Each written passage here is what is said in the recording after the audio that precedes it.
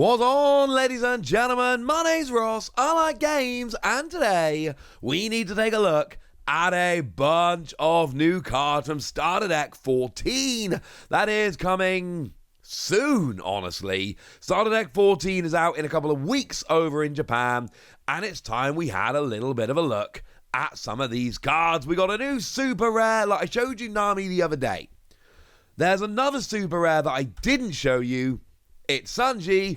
What we're going to do? Not show you the other super rare in the set? No, ladies and gentlemen, that doesn't sound like me. So let's have a look at Sanji, shall we? And actually, before we get going, I've got to give a shout out to the artwork here. Just, if you've read or watched One Piece, obviously this is basically the Starter Deck is themed around the time skip. And if you know what Sanji was doing during the time skip, you look at this artwork and you're like, oh, that's very appropriate. In terms of a card, it's alright. 5 cost, 6,000 power, no counter, and on play, if you have a 6 cost or higher character, KO one of your opponent's 5 cost or lower characters. And this is kind of cool.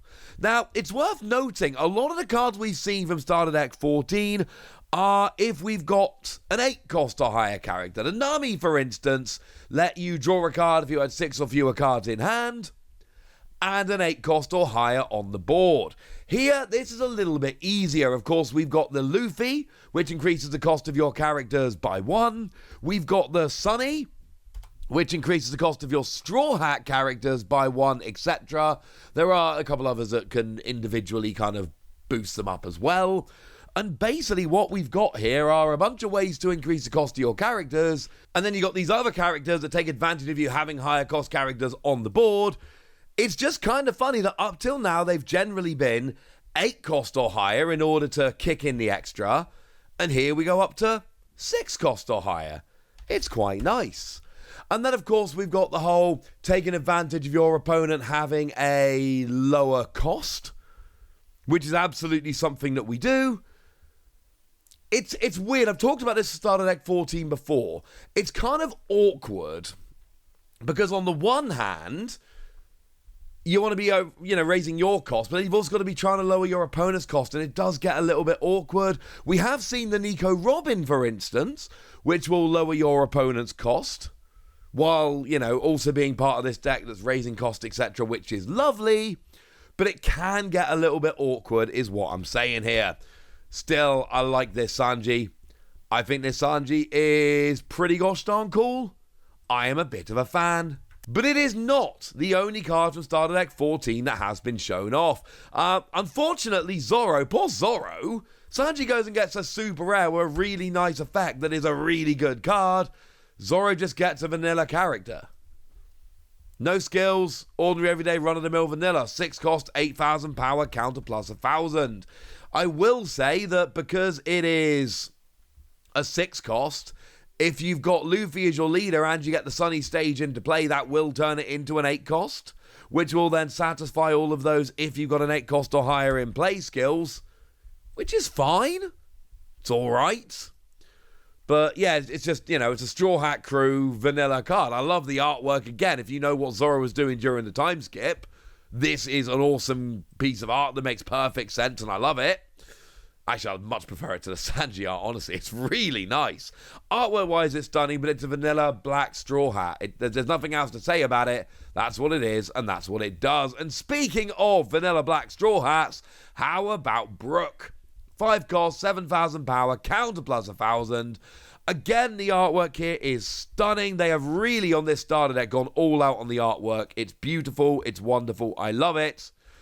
But it's just, it's a vanilla card. I want to sit here and do a big analysis of what it can be used and what combos you can know. It's fine. What I will say is, unlike the Zoro, if you've just got Luffy and Sunny, you're not actually going to be able to turn this into an 8 cost. So, I don't know. Do with that what you will. Sorry. But the good news is we have some non-vanilla cards to talk about. The bad news is Chopper isn't one of them. Yeah, that's right. Chopper's a vanilla as well. And we're just literally just going down the line here, because now we've got a 4 cost, 6,000 power, counter plus 1,000. Chopper is your 4 cost, Brook is your 5 cost. Zoro is your 6 cost. I didn't have much to say about the other two. I have even less to say about Tony Chopper. If you're looking, and look, these vanilla cards do see play, let's be clear.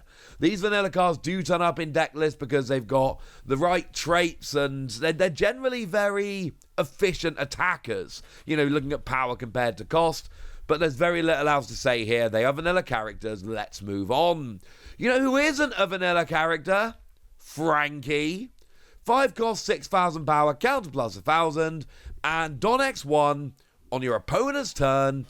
If you've got a 6 or higher cost character in play, yeah, we're back to the 6 cost or higher like Sanji, this character cannot be KO'd by effects and gains 2,000 power. Now, this is on your opponent's turn, and remember the Don doesn't work on your opponent's turn. It doesn't give you the extra 1k. But it then means on your opponent's turn, he can't be KO'd by effects and has 8,000 power. Which means this character on your opponent's turn is going to be very, very difficult to get rid of. Not impossible, but it is going to be very difficult to get Franky off the board if your opponent's got a 6 cost or higher. And they really should, right? You know, between Luffy and the Sunny and all the other skills we've seen, it shouldn't be, put it this way. If you're struggling to get and keep a 6 cost on the field, don't play this deck. This doesn't work if you can't keep a 6 cost on the field. Really, most of the time what you need is an 8 cost, but you need at least a 6 cost. That is the absolute bare minimum for a lot of these skills, and this is honestly pretty good. Stunning, amazing, no, but 8,000 power and can't be KO'd by effects on your opponent's turn. It basically means, and here's the thing, right? This is going to be a 6-7 cost, maybe more. So what you do is you whack a Don on there, and then when it goes to your opponent's turn, and bearing in mind, if you've got Luffy, this will be a 6 cost anyway. So you're already there. And to be clear, it says if you have a 6 cost on the board, not if you have another 6 cost or a 6 cost other than Franky. So, yeah, if you've got Luffy as your leader, that will satisfy this. And then basically you've got a 6,000 power. Well, on your turn 7k because you've got a Don. On your opponent's turn 8k that can't be KO'd by effects. And you've got a 6 cost or above character that's staying on the board and is a decent attacker. It's actually for that reason very, very nice. But they're the characters. We've got some event cards as well.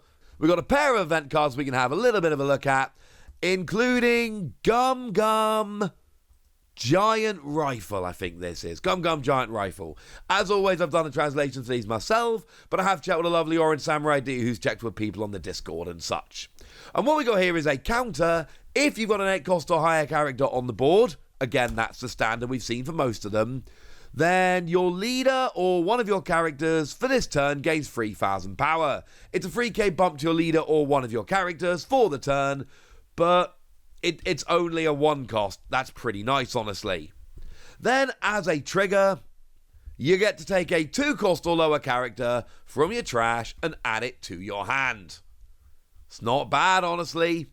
It's not too bad. We're always playing little characters of some description. This is going to work very nicely to get them back. And this is one of those event cards where it's got a really nice main effect you can imagine yourself using. Pay 1 to get a 3k bump. Yeah, that sounds fine to me. But it's also got a really nice trigger that you would be happy to see come around, getting a character back. And here's the thing, right? Even if you're in the mid to late game, you might be thinking, well, I don't want any of my 1 cost characters anymore, my 2 cost characters. It's a bit late. Yeah, counter.